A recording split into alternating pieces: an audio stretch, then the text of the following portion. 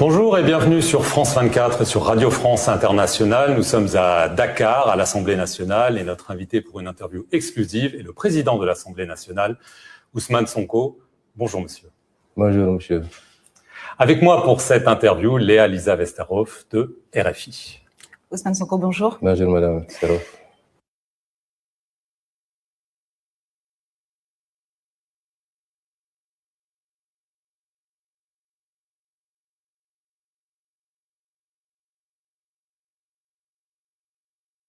Trois semaines après vous avoir limogé, le président Bassirou Diomaye Faye, lors de son dernier discours, a fait allusion aux différends qui vous opposent depuis des mois, assurant « aucune querelle ne mérite que l'on déchire le pays qui nous est commun ». Qu'en pensez-vous? Est-ce que cette querelle entre vous deux est allée trop loin? Est-elle en train de déchirer le Sénégal? D'abord, merci pour cette invitation. Je ne pense pas qu'il y ait querelle. Et le Sénégal est plus grand que les divergences politiques que nous pouvons avoir. Je peux rassurer tout le monde qu'il n'y aura pas de déchirure. Il peut y avoir des divergences politiques, programmatiques, mais pas de déchirure du pays. Donc, le débat ne se pose pas en termes de déchirure. Le peuple sénégalais est plus grand que cela.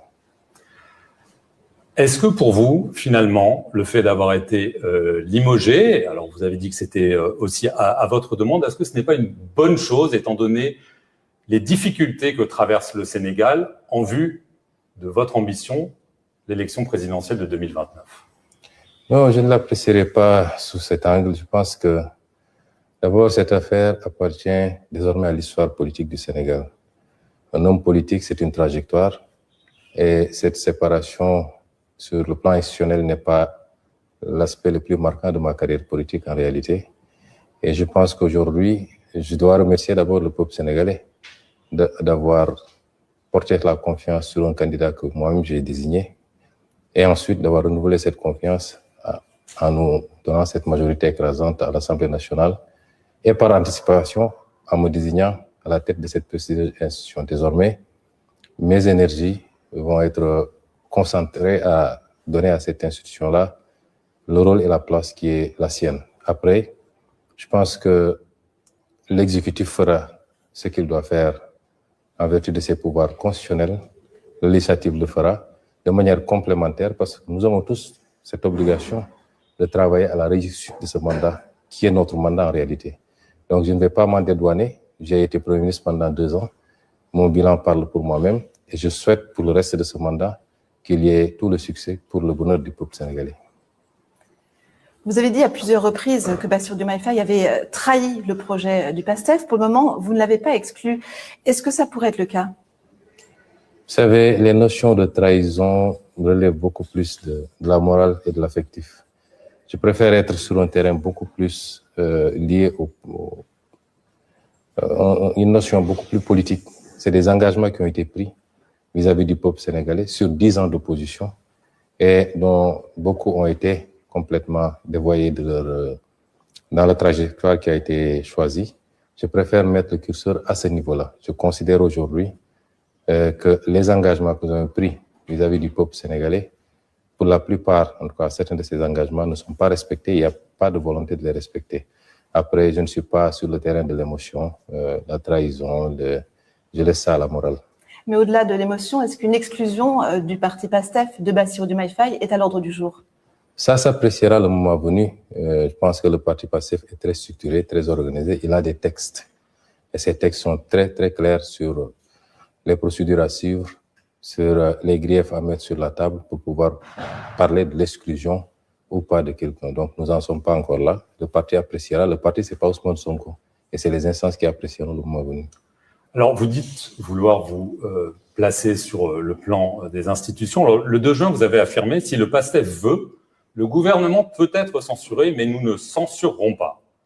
Alors, est-ce que ça vaut pour tous les cas de figure, ou est-ce qu'il y a des cas où vous pourriez censurer le gouvernement, étant donné que vous avez une très large majorité? Par exemple, si le président utilise l'article 52 de la Constitution, qui lui permet de prendre des mesures exceptionnelles s'il considère que le fonctionnement des institutions est gravement menacé, ou alors, sur un point de vue plus politique, si jamais il décide que les élections locales, prévues en janvier 2027, seront repoussées. Non, en réalité, je crois que mes déclarations sont plus complètes que cela. Il n'y a pas de chèque à blanc qu'on délivrerait au président de la République, au gouvernement, j'ai dit qu'autant que possible, puisque nous ne sommes pas là pour entraver l'action de l'exécutif, autant que possible, nous ne censurerons pas. Nous ne serons pas, en tout cas, dans des logiques politiciennes de censurer pour régler des comptes ou pour affaiblir une action. Mais effectivement, si des cas nécessitent une censure, c'est une prérogative constitutionnelle de l'Assemblée nationale, nous n'hésiterons pas à l'utiliser. Mais nous n'en sommes pas encore là. Un gouvernement vient d'être installé, nous l'observons, nous laissons prendre ses marques.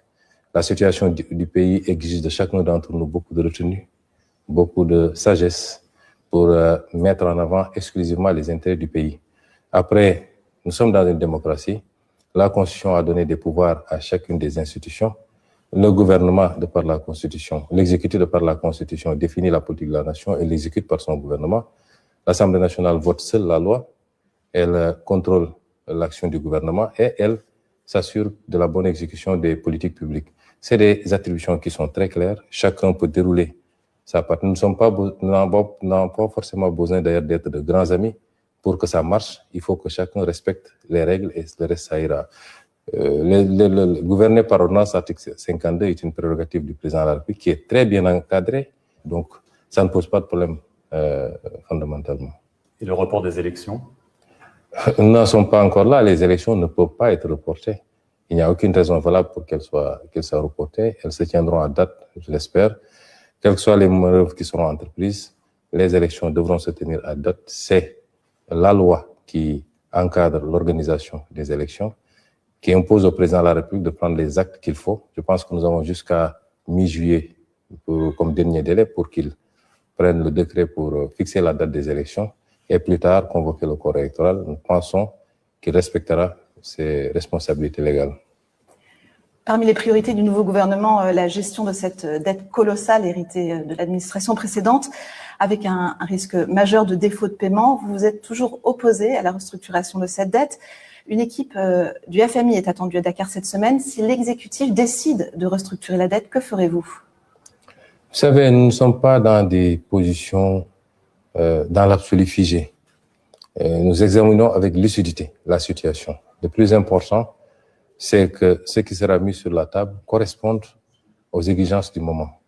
Une restructuration sauvage, nous n'en avons pas voulu en tant que Premier ministre. Je m'en suis opposé durant tout le temps que j'ai été Premier ministre, considérant que les conditions n'étaient même pas réunies, puisque le pays n'était pas à défaut, parvenait à respecter ses engagements. Nos indicateurs étaient relativement corrects, nos perspectives de croissance également.